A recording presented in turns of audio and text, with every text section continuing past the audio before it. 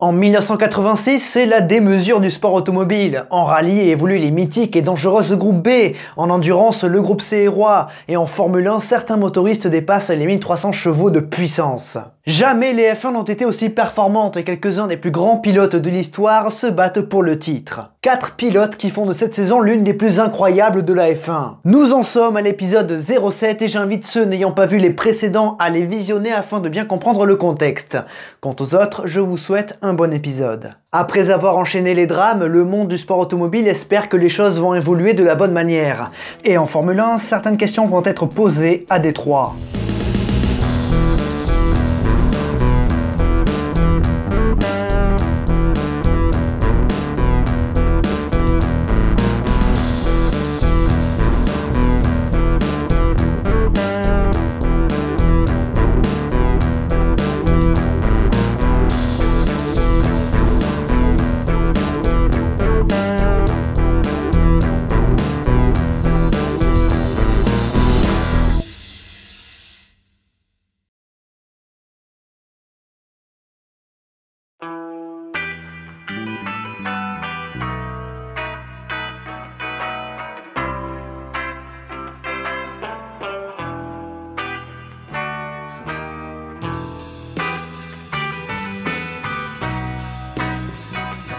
Au Canada, les pilotes ont appris que les organisateurs du Grand Prix des États-Unis voulaient les taxer sur leurs primes, chose qui les a un petit peu énervés. Comme en 82 et leur grève à Kyalami, les pilotes s'unissent. En gros, les États-Unis voulaient les taxer à 30% sur leurs primes et remonter ces dernières jusqu'en 82. Un petit coup bas pour se venger des interdictions vis-à-vis du kart, le championnat américain de monoplace. En fait, c'est très simple, tout pilote non américain n'a pas le droit de participer à une course de ce championnat américain, qui est l'ancêtre de l'IndyCar, sous peine d'être radié par la FISA. Bernie Ecclestone négocie avec le fisc américain, mais il ne peut pas faire grand chose. Il ne peut pas se permettre d'annuler la seule manche aux USA. Du coup, il force les pilotes à payer 600 000 $ au total. Et ça tire la gueule. Et c'est plutôt normal, parce que 600 000 $, même si c'est pas par tête, c'est au total, ben ça fait beaucoup quoi.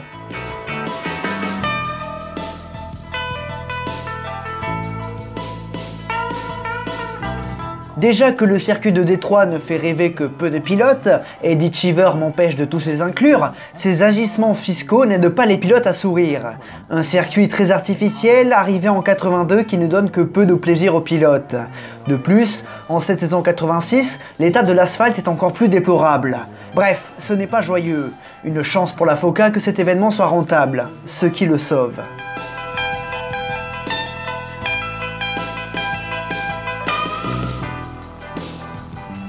Quel avenir pour la Formule 1? C'est la question qui vaut cher. Enfin, tout le monde est d'accord pour réduire la puissance des moteurs.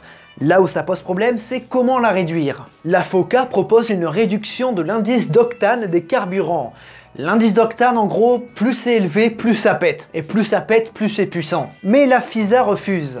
Alors les équipes proposent le statu quo, on ne touche pas au moteur, mais pour réduire naturellement la puissance de ces derniers durant les qualifications, la séance où tout est poussé au maximum, on enlève tout simplement les qualifications et on met à la place des courses sprint. Comme quoi, ça ne date pas d'aujourd'hui. Mais cette idée n'est pas vraiment reçue. Alors la FISA propose tout simplement de bannir les moteurs turbo pour 1989 et de proposer à la place des moteurs atmosphériques 3,5 litres. Mais il faut également trouver des solutions à plus court terme, notamment pour 87. Et si les motoristes ne sont pas d'accord pour réduire la puissance de leur jouet, Balestre va devoir l'imposer. Mais il doit faire attention à ne pas perdre les motoristes tout en diminuant la puissance et donc les coûts, ce qui permettra de ne plus avoir de course à l'économie comme en endurance. Bon, c'est un sacré casse-tête, d'autant plus que des motoristes menacent de partir en kart où les turbos sont encore autorisés et d'autres menacent tout simplement de partir. Comme quoi, en Formule 1 depuis toujours, dès qu'il y a des changements réglementaires, tout le monde essaie de tirer la corde vers soi. Donc c'est toujours la galère, mais bon, affaire à suivre.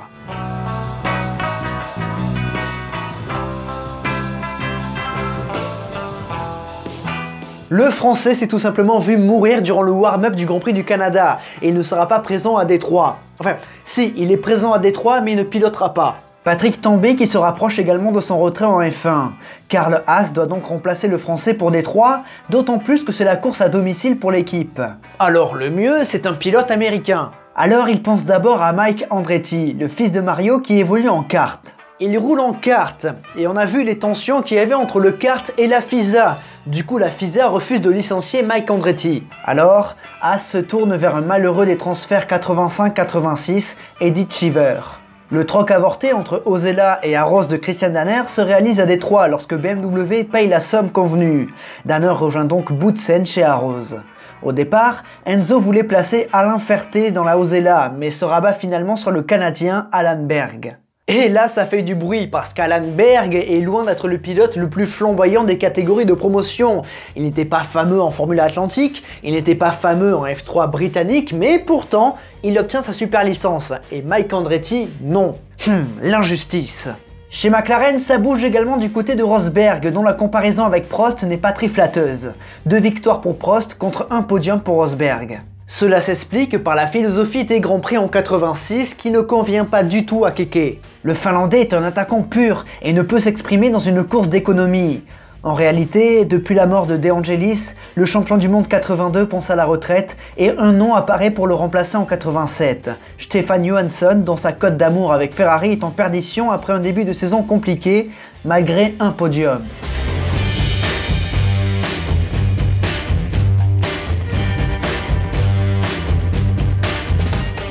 Derrière les intouchables Williams, McLaren et Senna, on trouve les Bleus de Ligier, une équipe bien en forme. Le tout avec 2 vétérans, Arnoux et Lafitte. 4e du championnat constructeur, l'équipe de Guy vise les points, mais lors des essais, les performances déçoivent. Le vendredi, il ne trouve pas de solution, alors il cherche des trucs durant le débriefing. Le samedi matin en FP2, pareil. Alors Jacques en a marre. On sait que ce n'est pas le plus rapide sur un tour, mais il est plus lent à vide qu'avec le plein. Et que fait Jacques Lafitte en plein milieu de la séance? Il se tire à l'hôtel. Ah mais c'est du Jacques Lafitte, hein, c'est pour ça qu'on l'aime bien, il était cash quoi.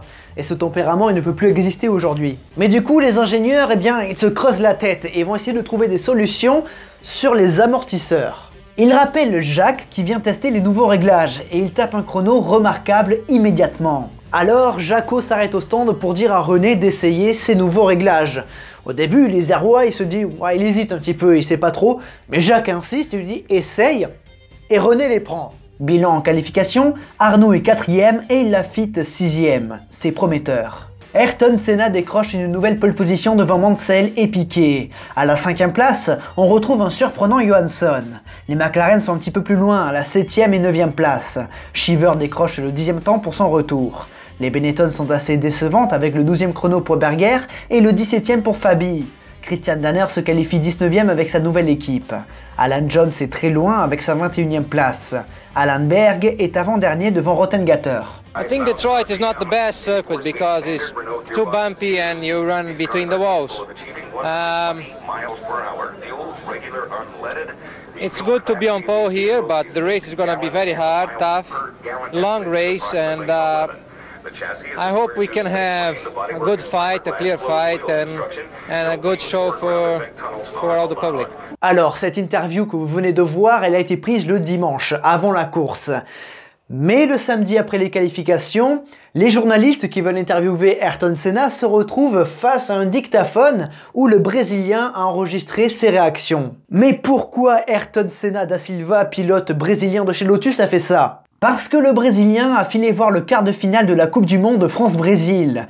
Et la France s'impose au tir au but avec le pénalty de Luis Fernandez.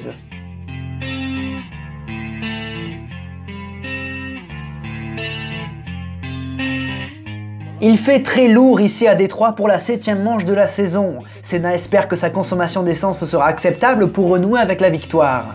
La question des pneus est cruciale ici et tout le monde s'inspire de Keke Rosberg l'an passé qui avait chaussé des gommes tendres. Tous? Non. Un irréductible finlandais fait l'inverse, tout comme les Lotus. Mansell se porte à la hauteur de Senna immédiatement alors que René Arnoux prend la 3e place dans l'impulsion et manque d'accrocher Nigel au premier virage. Derrière Arnoux, on retrouve Piquet, Johansson, Prost, Lafitte, Cheever et Rosberg qui tentent une attaque, mais qui se fait dépasser par Alboreto.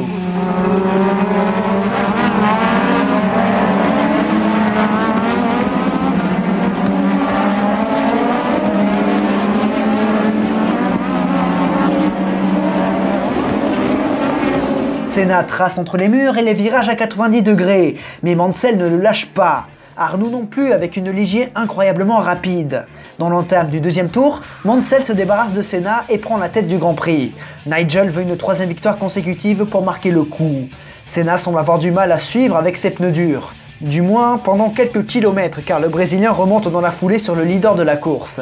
Un nouveau mano à mano entre Mansell et Senna. Le Brésilien se montre dans les rétros de la Williams. Nigel se défend et Arnoux est spectateur privilégié. Rivals in Grand Prix racing this year who fought since the very beginning when Mansell was taken off by Senna in Brazil, and then Senna won in Belgium with Mansell second. Mansell's won 2 races already, first, second and third, almost together. Williams, Lotus... C'est dans le 8e tour que Senna reprend la tête en plongeant à l'intérieur. Arnoux veut saisir sa chance et lui emboîte le pas quelques mètres plus tard et prend la deuxième place. En fait, ce qui explique le manque de rythme de Mansell sont ses soucis de frein à l'arrière. Derrière Mansell qui tient Arnoux, on voit Jacques Laffite qui poursuit une nouvelle fois sa remontée. Si Senna impressionne par son rythme, les Ligiers ne sont pas en reste et jouent clairement le podium, peut-être même la victoire. Surtout que Laffite prend la 3e place au 12e tour. Au tour suivant, Senna est victime d'une crevaison lente et s'arrête au stand, laissant la tête aux 2 Ligiers de Arnoux et Laffite. Les 2 Français sont collés et Jacques veut prendre la tête de course. René ne veut pas céder et tasse son équipier qui passe malgré tout. Jaco lui fait un geste sans équivoque. Jacques Laffite, with a gentlemanly wave of his hand, takes the lead from René Arnoux on his 171st. Derrière, Prost se bat avec les 2 Williams et réussit à doubler Piquet alors que Senna attaque pour remonter. Ce trio remonte d'ailleurs sur Arnoux en difficulté avec ses pneus. Il s'arrêtera avant Laffite. Ce groupe de 4 se transforme en groupe de 5 lorsque Senna refait surface. Le Brésilien ne se fait pas prier pour attaquer Prost. Ayrton exploite bien l'avantage de ses pneus. Piquet double Mansell et Senna veut en profiter mais Nigel se défend. Entre la bagarre intense et les retardataires, Senna arrive à se défaire de Mansell. Alors que Prost, légèrement distancé, rentre au stand. Débarrassé de son équipier, Piquet peut maintenant aller à son rythme qui est supérieur à celui de Laffite. Il prend la tête de course. Senna double aussi le doyen. Between 5 and 10 laps to go to get maximum advantage as Senna punches through. Laffite in tire trouble, but not a problem because he's coming in to change at the end of this lap. So, new first and second as Nelson Piquet is pursued by Ayrton Senna, 2 Brazilian drivers. Laffite s'arrête au stand. Malheureusement, dans un effort aussi intense entre les murs sur une météo très lourde, Jacques tourne un petit peu de l'œil et mettra quelques tours pour se remettre dans le rythme. Senna, qui a repris la tête après l'arrêt de Piquet, s'arrête une 2e fois. Il conserve le leadership car son compatriote a eu un arrêt interminable. C'est alors qu'au 42e tour, Nelson fait une erreur dans la dernière chicane sur un trottoir. Le Brésilien perd le contrôle et s'écrase dans le mur, ce qui permet à Arnoux de prendre la 2e position. Prost est 3e et Laffite 4e, reprenant un très bon rythme. Malheureusement pour Ligier, René Arnoux part aussi à la faute. En découvrant avec surprise la Williams immobilisée, il part en tête à queue et se fait percuter par Boutsen en rejoignant la piste. Triste fin pour l'Isérois. Laffite est donc le dernier espoir de Ligier pour un podium, et Jacques est plus rapide que Prost et Senna. Il revient sur le champion du monde en titre et lui met la pression. Il tente une attaque dans le 55e tour et prend la 2e place du Grand Prix. En revanche, revenir sur Senna semble compromis car la Lotus a plus de 40 secondes d'avance. Dans les derniers tours, Mansell, en difficulté avec ses freins, perd le contrôle et va dans l'échappatoire. Il perd sa 4e place au profit d'Alboreto. En tête de course, Senna se dirige vers une 2e victoire cette saison. Si le Brésil a perdu contre la France en quart de finale, Senna s'impose devant 2 Français à Détroit et reprend la tête du championnat. Laffite confirme également le retour de Ligier en s'offrant un 2e podium cette saison, son 32e en carrière. Prost a lui joué une nouvelle fois intelligemment et termine 3e. Bonne course aussi pour Patrese qui termine 6e et marque un 2e point pour Brabham.